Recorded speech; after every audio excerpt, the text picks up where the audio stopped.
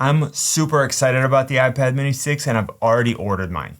So before Apple announced it, I wasn't really sure how I was going to feel about it, but then as soon as I was sitting there and checking out the new design and the features, everything changed. So now that we no longer have to deal with leaks and speculation, let's just take a look at what's coming and then talk about who this device is for. The premise behind the iPad mini is that it delivers the power of an iPad in a more portable form factor. So let's just start there. So the first thing we're going to notice about the new iPad mini 6 is the design. And it pretty much looks like you took an iPad Air 4 and just kind of squished it down to a smaller form factor. Like, gone are the days of the large bezels and the home button, and we now have squared off edges, rounded corners, and smaller bezels. And it just gives this device a much nicer and more premium look than the previous model. We're also getting the same biometric authentication that we have on the iPad Air 4 with Apple's newer Touch ID, and that's incorporated right into the power button at the top. This feature has worked flawlessly for me with my iPad Air 4,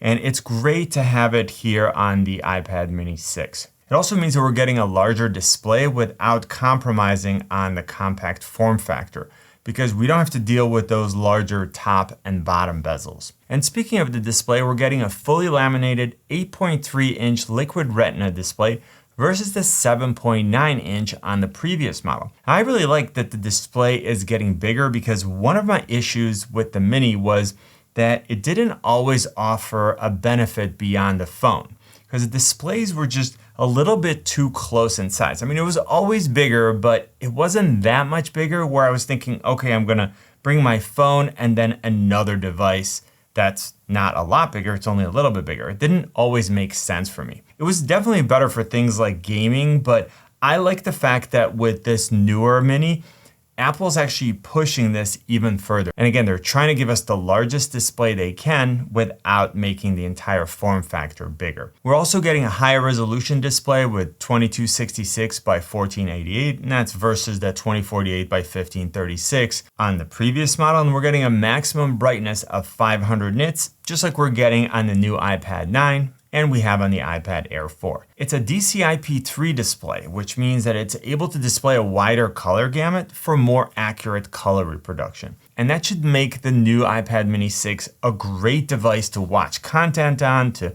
play games on, and even to use with the second generation Apple Pencil. And this is another major upgrade over the iPad mini 5, which was compatible with the first generation Apple Pencil. The second generation Pencil is more comfortable to hold, in my opinion. It has that added double tap functionality. It doesn't just roll off the desk. And then it stores and pairs wirelessly on the side of the iPad mini 6, just like it does on the iPad Pro or the iPad Air 4. And again, the first generation one, you had to plug into the Lightning port on the device in order to pair and charge it, or you had to use an adapter. So this is just a much better situation. As far as using the Apple Pencil, this should be a very similar experience to what I'm currently getting with the iPad Air 4, of course, with the exception of the size. And I'm really curious about the idea of using an Apple Pencil on a smaller device. I think it's going to end up being one of those features that I use more than I really expect to in the beginning. And since I mentioned the port just a second ago, the iPad mini 6 actually has a USB-C port, which is 10 times faster than the Lightning port on the iPad mini 5. It also opens the door to a much wider variety of powerful accessories and hubs. So this is definitely a welcomed addition. And for those of you who are into video, it means that you can actually use footage from an external SSD if you're editing in LumaFusion without having to copy that footage over to the iPad itself and then using up that valuable internal storage. Now, when it comes to the camera system, which I won't nerd out about it, but I like cameras. Well, here Apple took another major step forward and actually surpassed the iPad Air 4 in some areas. So we're getting a 12 megapixel ultra wide camera versus 7 megapixel on the Air 4. And this gives us 2x zoom out capabilities and a feature that up until now was only available on the M1 iPad Pro. I'm talking about center stage. This basically means that the iPad mini 6 can use the ultra wide camera to track a subject as it moves through the frame and then it can zoom in or out to make sure that it's properly framed. I love this feature with my M1 iPad Pro. It's available on the 12.9-inch and the 11-inch models that I have. So I love that it's being included in more affordable models. And again, especially as more and more of us are using video calls. They also mentioned something during the event which was super interesting to me about Center Stage, because when I was using it with my iPad Pro, I wasn't able to record video. I could only use it for like FaceTime or other streaming apps. But now it looks like with the iPad mini 6, you will be able to use this feature for recording. That means you can then take that footage and upload it to TikTok or Instagram Reels or any other platform that allows you to upload right from your phone. And you're still getting that Center Stage functionality. So I'm definitely gonna go back to my iPad Pro after I'm done with this video. I wanna see if that functionality is there with iPadOS 15. And more on this later. Now moving on to the rear-facing camera, it's 12 megapixel with an f1.8 aperture. That's gonna give us better low light performance. We're also getting 5x digital zoom, smart HDR3 for photos, and a new quad LED True Tone flash.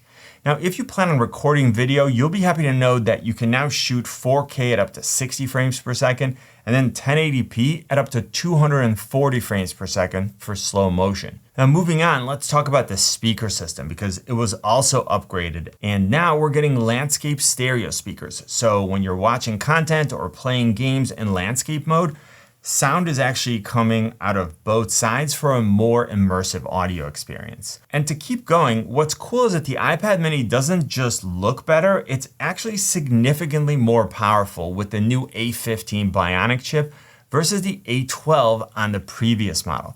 So now we're getting a 6-core CPU, a 5-core GPU, and a 16-core neural engine. And Apple says that the CPU is 40% faster, the GPU is 80% faster, and machine learning is twice as fast due to this new SoC architecture. Now it's available in purple, pink, starlight, and space gray, and it comes with a 20-watt adapter for faster charging. Now I'm super excited to get this thing and really put it through some real-world use and see how it holds up. And in particular, I'm curious to see how it will do for gaming because it looks like a great option for portable gaming. It should give me a better experience than I get with my iPhone 12 Pro, but without needing to bring my much larger and heavier iPad Air 4. For connectivity, we're getting Wi-Fi 6 and 5G, and I'm always curious about whether you guys buy the cellular models of iPads or if you just get the Wi-Fi.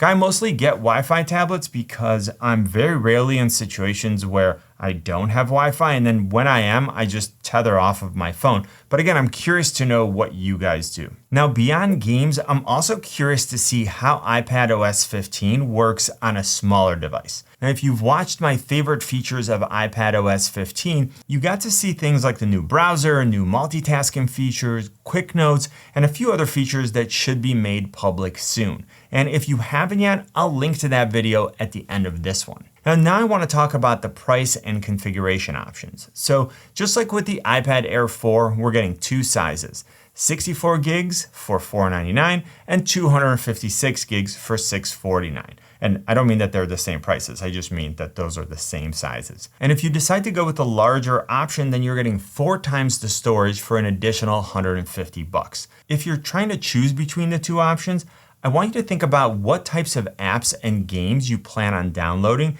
and then also whether you plan on shooting a lot of photos or video. Now, these are the types of files that are going to eat up a lot of your storage, and you don't want to have this great iPad mini 6 that works for everything that you need, but then run out of storage. If you're just using this device with a few games and then to view content and surf the web, then 64 gigs is plenty. But if you're going to download a bunch of larger games, I would definitely recommend that you take a look at how much storage they require and then think about how many you want to have installed at a time.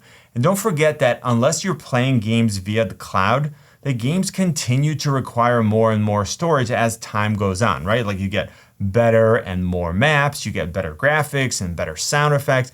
All of that stuff is going to take up more storage. So do I think this is going to be a good device? And then who do I think it's for?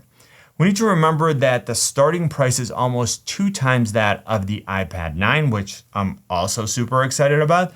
But we need to be careful when we make that comparison because the iPad mini 6 is much more powerful. It has a fully laminated display, a better camera system, a better speaker configuration, and there are a lot of other benefits, not to mention the smaller and more portable form factor. I've already ordered both devices and will absolutely create a lot of content about both. So if you're interested in learning more, definitely make sure that you're part of the channel. My prediction is that this little powerhouse of an iPad is going to deliver on the promise of outstanding functionality in a compact device. And that if a larger iPad is too cumbersome for your needs, this will end up being a great option. I spent a ton of time reading your comments, and I know that so many of you are really excited about this new iPad mini. So let me know what you think in the comment section. Hopefully you enjoyed this video. Click on my face to subscribe and then watch this video that tells you about the new features in iPadOS 15. You know what I always say? Buy it nice or buy it twice. Good luck and see you soon.